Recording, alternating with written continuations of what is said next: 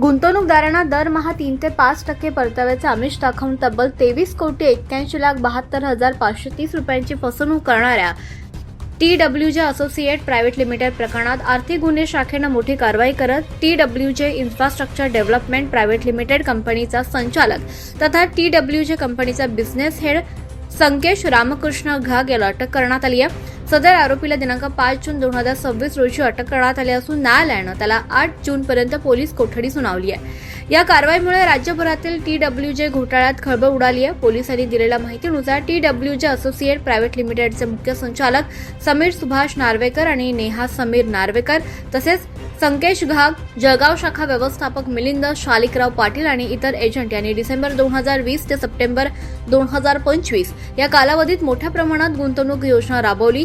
आरोपींनी राज्यभरात सेमिनार घेऊन शेअर मार्केट ट्रेडिंगच्या नावाखाली गुंतवणूकदारांना आकर्षित केलं।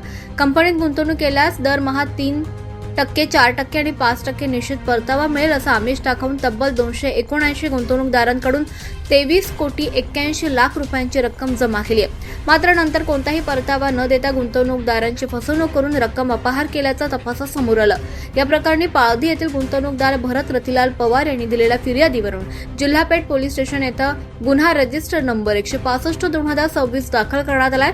आरोपींविरुद्ध भारतीय न्याय संहिता 2023 मधील कलम 318(4), 316(2), 316(5), 61(2), 344 तसंच बेकायदेशीर ठेव योजना प्रतिबंध अधिनियम 2019, बर्ड्स ऍक्ट कलम 21 आणि 23 अंतर्गत गुन्हा दाखल करण्यात आलाय।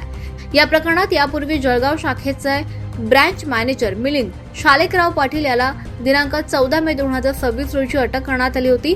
तर मुख्य संचालक समीर नार्वेकर आणि नेहा नार्वेकर हे ठाणे येथील दुसऱ्या गुन्ह्यात कारागृहात असताना न्यायालयीन परवानगीनं ताब्यात घेऊन दिनांक 26 मे 2026 रोजी अटक करण्यात आली होती। तपासादरम्यान TWJ कंपनीमार्फत संकेश घाग याच्या TWJ infrastructure development private limited या कंपनीकडे तब्बल 1,56,46,798 रुपये वर्ग झाल्याचं उघड झालं। या पैशांचा वापर कुठे करण्यात आला याचा आर्थिक गुन्हे शाखेकडून सखोल तपास सुरू आहे। कंपनीच्या विविध उपकंपन्या, व्यावसायिक व्यवहार, मालमत्ता आणि आर्थिक ऑडिटची चौकशी देखील सुरू आहे।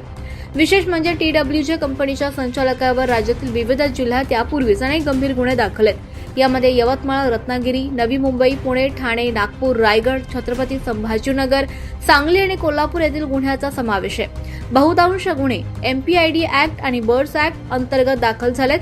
सदर गुन्ह्याचा तपास पोलीस अधीक्षक श्रीकांत धिवरे, अप्पर पोलीस अधीक्षक संदीप गावित, पोलीस उप अधीक्षक संदीप पाटील, पोलीस निरीक्षक आर्थिक गुन्हे शाखा यांच्या मार्गदर्शनाखाली सुरू आहे।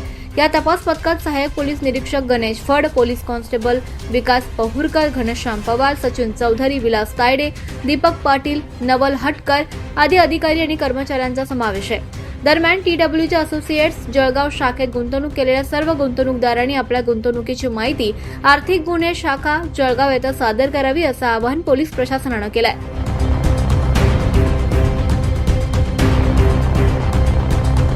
24 लाईव्ह महाराष्ट्र न्यूजसाठी हेमकांत गायकवाड, जळगाव।